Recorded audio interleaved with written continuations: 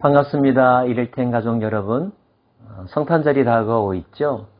여느 때 같으면 크리스찬들은 12월에 매우 분주하게 시간을 보내곤 했죠. 성탄 준비하러 거의 매일 교회에 나가기도 했고요. 하지만 팬데믹으로 인하여서 교회에서 성탄 관련 많은 행사들이 축소되는 것 같습니다. 그래서 좀 너무 지나치게 차분한가요?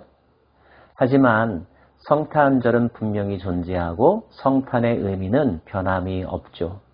오히려 더 예수께서 이 땅에 오심의 의미를 깊이 묵상하면서 뜻있게 보낼 수 있는 때가 아닌가 싶습니다.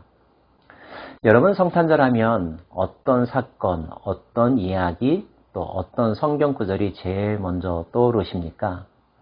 저는 그 가운데 한 구절, 그 구절의 의미를 여러분과 함께 나누고 싶은데요. 여러분 기억하십니까? 보라, 처녀가 잉태하여 아들을 낳을 것이요 그 이름을 임마누엘이라 하리라. 이 말씀은 누가 누구에게 한 말일까요? 천사가 마리아에게? 아닙니다. 천사가 요셉에게? 그것도 아닙니다.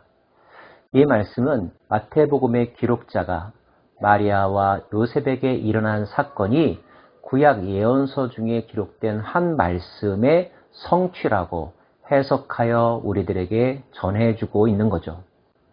자, 그렇다면 이 말씀이 구약 어느 예언서에 나오는지 또 어떻게 해서 나온 말인지 함께 살펴보지 않으시겠습니까? 이사야서 7장의 말씀을 함께 보기 원합니다. 10절부터의 말씀입니다. 여호와께서 또 아하스에게 말씀하여 이르시되 너는 내 하나님 여호와께 한 징조를 구하되 깊은 데에서든지 높은 데에서든지 구하라 하시니 아하스가 이르되 나는 구하지 아니하겠나이다. 나는 여호와를 시험하지 아니하겠나이다 한지라. 이사야가 이르되 다윗의 집이여 원하건대 들을지어다. 너희가 사람을 괴롭히고서 그것을 작은 일로 여겨 또 나의 하나님을 괴롭히려 하느냐. 그러므로 주께서 친히 징조를 너희에게 주실 것이라. 보라, 처녀가 잉태하여 아들을 낳을 것이요 그의 이름을 임마누엘이라 하리라. 그가 악을 버리며 선을 택할 줄 알 때가 되면 엉긴 젖과 꿀을 먹을 것이라. 대저 이 아이가 악을 버리며 선을 행할 줄 알기 전에 내가 미워하는 두 왕의 땅이 황폐하게 되리라. 16절까지의 말씀인데요. 구약의 대예언자 이사야가 아하스 왕에게 한 예언의 일부입니다. 아하스 왕의 시대를 한번 살펴볼까요? 성경에서 남유다의 왕들은 비교적 여호와 보시기에 선하다라고 하는 평가들을 주로 받는데요. 그러나 그 중에서 여호와 보시기에 정말 악하다고 평가받는 남유다의 왕이 있습니다. 그가 바로 아하스입니다. 마침 그때 유다의 외적들이 쳐들어왔습니다. 쳐들어온 세력들은 북이스라엘과 아람의 연합군이었습니다. 남동쪽에 있는 에돔도 유다를 침공해 들어왔죠. 아하스 왕은 뭔가를 하지 않으면 안 되었을 것입니다.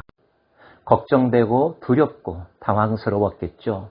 그런데 그때 하나님께서 이사야를 아하스에게 보내셨습니다. 그리고 말씀하십니다.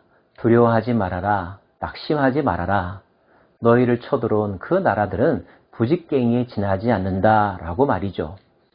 위로하시고 안심시키시고 마음이 흔들리지 말 것을 그렇게 격려하신 것입니다. 하지만 이런 여호와의 말씀에도 불구하고 아하스 왕의 불안감은 사라지지 않았던 것 같습니다.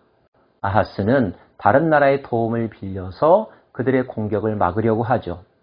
그가 도움을 요청하려고 했던 나라는 바로 아수르였습니다. 그런 아하스의 생각에 대하여 하나님께서 다시 이사야를 보내신 것입니다.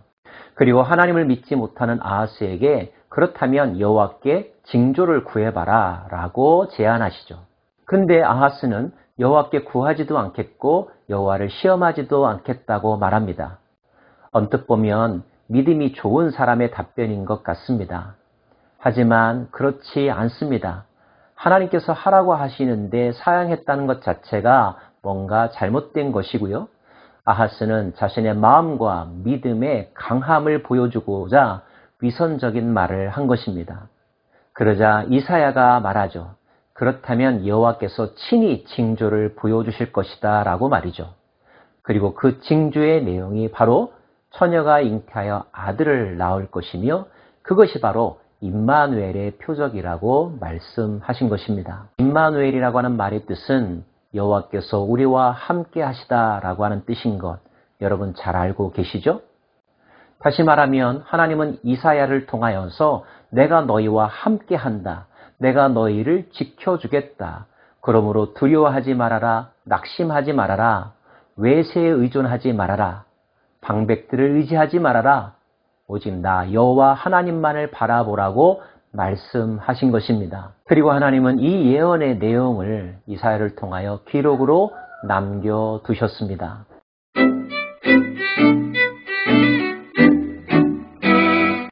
우리는 가끔 뜻하지 않은 어려운 일을 겪을 때 자신의 힘으로 그 문제를 해결할 수 없게 될 때 하나님이 어디 계신가?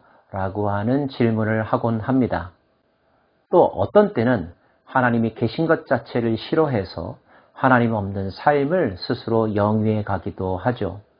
그런데 하나님은 내가 부정한다고 해서 계시지 않는 분이며 내가 느끼지 않는다고 해서 아니 계신 분이실까요? 하나님은 창조주이시며 언제나 어디서나 존재하는 분이시죠. 다만 그 시대의 사람이 느끼지 못하는 것이고 믿지 못하는 것일 뿐입니다. 만약에 하나님이 나와 함께 계시다는 사실을 느낀다면, 실감한다면 그것은 그 사람에게 복일까요? 아니면 부담일까요? 그가 어떤 삶을 살고 있느냐에 따라서 느낌이 다르겠죠? 자, 다시 요셉에게로 돌아와 보겠습니다. 요셉은 정혼한 여인이 있었습니다. 그런데 어느 날 그 여인이 임신했다는 소식을 들었습니다. 자기가 한 일이 아님이 분명함에도 불구하고 그 여인이 임신했다는 것은 시간이 지나면서 점점 더 알려지게 될 일이었습니다.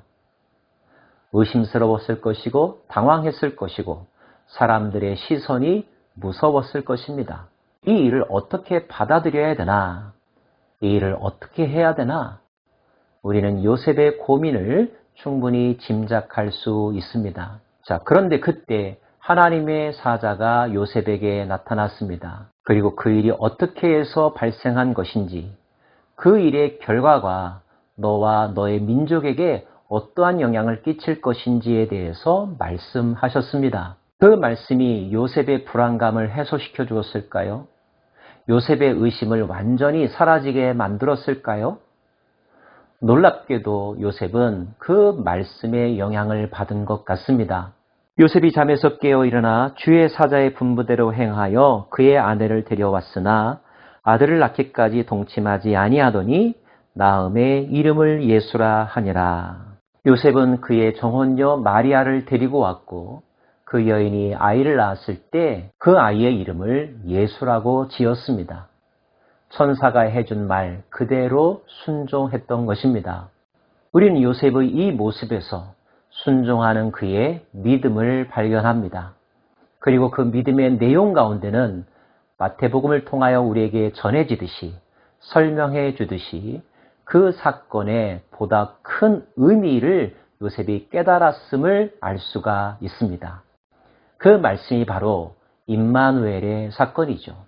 처녀가 잉태하여 아들을 낳았다는 말의 의미가 무엇일까요?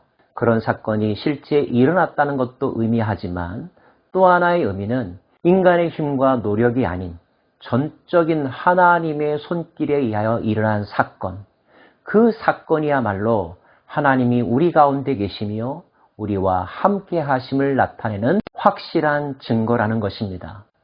마치 아브라함이 100세에 아들 이삭을 낳을 수 있었던 것처럼 불임 가운데 있었던 한나가 하나님의 은혜로 사무엘을 낳을 수 있었던 것처럼 사랑하는 여러분, 살다보면 우리는 우리와는 상관없이 일어난 뜻밖의 사건들로 인하여 웃기도 하고 또는 울기도 합니다. 그 일이 좋은 일이라면 기뻐하겠지만 그러나 나쁜 일이라면 절망하겠죠. 불안에 떨겠죠. 그리고 낙심하기도 할 것입니다. 하지만 그것이 다일 필요는 없습니다. 그것이 다여서도 안 됩니다. 그러한 사건이 우리들에게 주는 영적인 메시지가 있습니다. 무엇일까요? 하나님이 살아계시고 하나님이 일하고 계시다는 것입니다. 우리는 그 속에서 하나님을 느껴야 합니다. 인간들을 기다리시는 하나님, 인간들을 도와주려고 하시는 하나님, 인간들이 자신을 믿기를 원하시는 하나님, 그 하나님에게로 우리의 마음을 돌리는 것, 이것이 바로 예수께서 이 땅에 오신 참된 의미 가운데 하나가 아닐까요? 우리가 겪는 사상 초유의 사건들 속에서 우리는 놀라지만 말고 경외심을 느낄 수 있기를 원합니다. 하나님의 숨결을 깨달을 수 있기를 원합니다.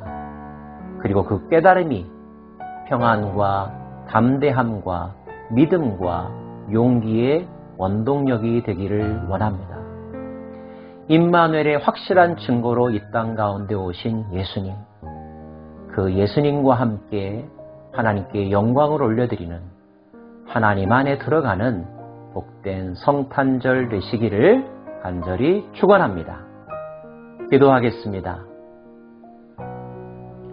우리를 내버려 두지 아니하시고 홀로 두지 아니하시고 늘 우리와 함께 하기 원하시는 하나님, 우리와 함께 하심을 예수를 이 땅에 보내심을 통하여서 요셉과 마리아가 겪었던 사건을 통하여서 증명하여 주셨습니다. 우리도 이 시대에 하나님이 우리와 함께 하심을 확인하고 싶습니다. 그 징조를 보기 원합니다. 볼 수 있는 눈을 열어주시고 느낄 수 있는 영적인 감각을 살려 주옵소서. 예수님 이름으로 기도합니다. 아멘.